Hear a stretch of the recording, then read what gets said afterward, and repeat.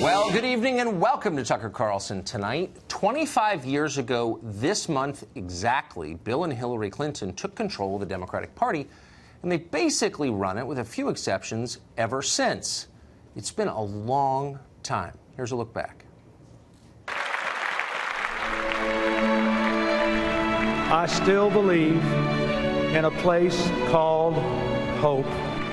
I accept your nomination for President of the United States. I experimented with marijuana a time or two, and I didn't like it and didn't inhale. You could put half of Trump supporters into what I call the basket of deplorables.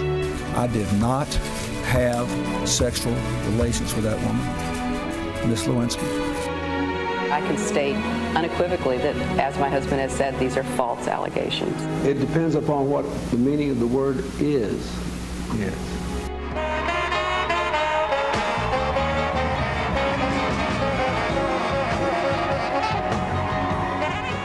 The great story here, for anybody willing to find it and write about it and explain it, is this vast right-wing conspiracy. What difference at this point does it make? I feel your pain.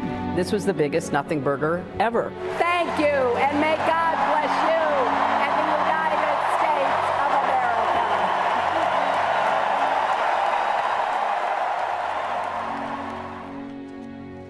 If you're a recent college graduate, that's your entire life. That's how long the Clintons have been in control, a quarter century. And for decades, they've held control because they and their acolytes have ruthlessly stamped out numerous charges of sexual harassment and assault brought against Bill Clinton. Suddenly, out of nowhere, that's no longer working for them. The society-wide backlash against sexual harassment by powerful producers, actors, and politicians has finally turned and bit the Clintons themselves. Just yesterday, Democratic Senator Kirsten Gillibrand, she's the one who filled Hillary Clinton's New York Senate seat when Hillary left it to become Secretary of State, said that Bill Clinton should have resigned during the Monica Lewinsky scandal.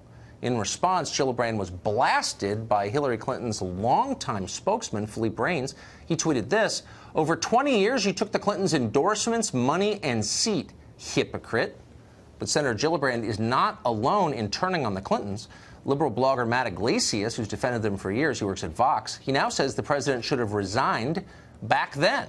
At an event in Miami, former DNC chair Donna Brazile, also very close to the Clintons, says that Bill Clinton's accusers deserve to be heard. Where's this coming from? What does it mean other than the end of the Clinton era, finally and completely? Chris Hahn is an attorney.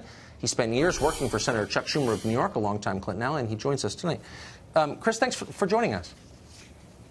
Anytime, Tucker. Thanks for having me. I'm not going to pile on the Clintons. Actually, I'm going to say something that I didn't think I would ever say. I agree with Philippe Reines in this case. I think that Senator Gillibrand is basically treating the Clintons like the Clintons treated women. She used them, and now she's discarding them. And I think it is contemptible. Wouldn't you agree?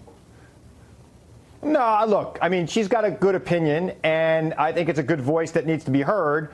And let's face it, Tucker, I think that opinions on some of the things that happened in the 90s have evolved dramatically in this country, particularly in the last, 10 months or so.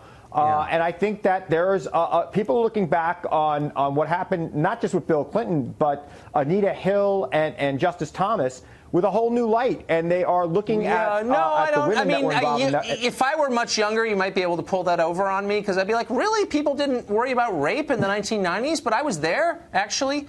And Justice Thomas was never accused of any physical contact of any kind. He was accused of saying sexual things to Anita Hill, and we can debate whether he did or not. But he was never accused of assault in any way. Bill Clinton was credibly accused of forcible violent rape by a woman who was not a political opponent. She was a Democrat, and she told a bunch of people about it at the time, and she was attacked by fellow Democrats, dismissed by the press, and made to feel that she'd done something wrong. That was wrong then, and it's wrong now. And what I find infuriating is all these people attacked her then, and now they're like, oh, well, standards have changed. No, rape's always been real. It's always been bad. I agree, Tucker. I mean, you're not getting any argument with me. And you look back on it now, and there's a lot of disgust when you look back at that, both from people on the left and the right, and the way things were done towards women who came forward with allegations. And I think the initial instinct that is happening now for women to be believed until they're not, is probably the right way to go. And I think we're going to see more of that. And I think it's empowering for women. And I think that we're going to see less sexual harassment in the workplace. And we're going to see women move farther up the chain, because I think having more women in power is going to stop this altogether. And I think that's a great thing for America. Well, that's total nonsense. First of all, that's nonsense. Social science doesn't back you up, and there have been studies on this, and they don't say what you say they say. But moreover, Hillary Clinton just ran for president a year ago. She's married to the guy accused of rape, and she attacked the women who accused him of sex crimes, and she didn't do it in the 90s. She did it last year while running for president, and she's still denying it. So she wanted the most powerful job in America, and she's attacking the women. So how does your theory work exactly?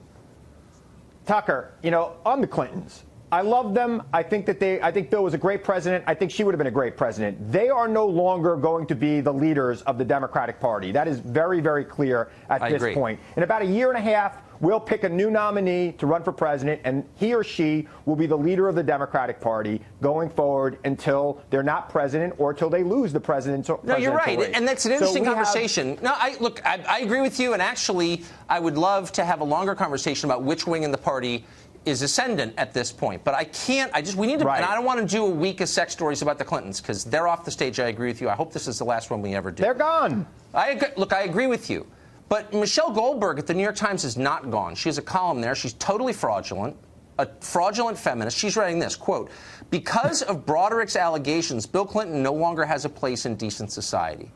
Now, we can say Bill Clinton's off the stage. Michelle Goldberg's not off the stage. She still has a platform, and people listen to her and take her seriously. Where was she a year ago? These allegations are 20 years old. Why should we let Michelle Goldberg, this ersatz feminist, off the hook for just now recognizing rape is wrong? Like, why should I forgive her for that? I've seen Michelle Goldberg. I don't think she was writing a column for the New York Times in 1996. She was defending Hillary Clinton a year ago. I read her stuff. She was defending Hillary. We'll have to vote for Hillary. Well, look, Tucker, you're going to hold Hillary Clinton responsible for her husband's crimes? That's ridiculous. No, I'm not. I'm not actually. And by the way, I'm being as honest as I can be. Why should Michelle Goldberg? Because all of us knew. I'll tell you exactly why.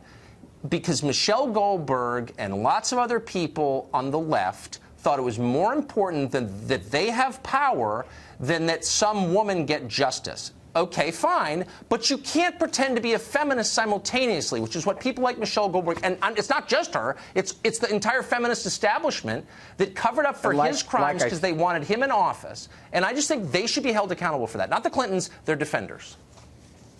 Like I said, I think there's been a major evolution in this country, and I think that's a good thing, and I think things are going to change, and we're not going to be seeing these things covered up and swept under the rug. And that's not necessarily good for the current president either. That is not necessarily good for the current president. People didn't think rape was a big deal last year during the campaign? I thought the Democrats were the party of women, but you're telling me they didn't take it seriously last year.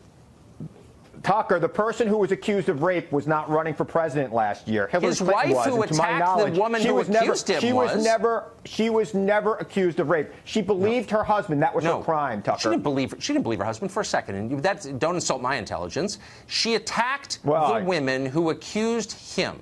I was there. I covered this in 1998, and she led the charge against Monica Lewinsky, who did nothing wrong. She was like a kid. And Mrs. Clinton is the one who said she's a stalker and a nutcase and don't believe her. She did that. Yeah. It wasn't just believing her husband. Look, Tucker, I think Monica Lewinsky is owed an apology by a lot of people. Yeah, I agree. Myself included. And I think everybody on the left and the right who attacked that woman and painted her with a scarlet letter when she was just a 20-something star-eyed person. I feel that there's nobody in my lifetime who I feel was treated worse than her politically. And I agree. think that's something that needs to be rectified right away. The FBI ought to apologize to her also. They sweated her. They threatened her. She didn't do anything wrong. I mean, she did something, she was a kid. She's an intern. But I agree. There are many people responsible for wrecking that woman's life. But Hillary Clinton is one of them. And my only point is, when it was politically expedient, all these fake feminists defended Hillary Clinton. And now that she's off the stage, they're like, oh, I can unburden myself. Just kidding. He's guilty. Well, look. I don't think they're fake feminists, Tucker. I think they were compartmentalizing some of their feelings on different things. I know a lot of women who do not like Bill Clinton to this day. And are very critical of Bill Clinton because of the Monica Lewinsky scandal, because of the other things brought up against him. And these are liberal women. Chris, I hope that we have closed the book on the Clintons, and we'll see you back here on another topic. Thank you. Well, I think we have. Thanks, man.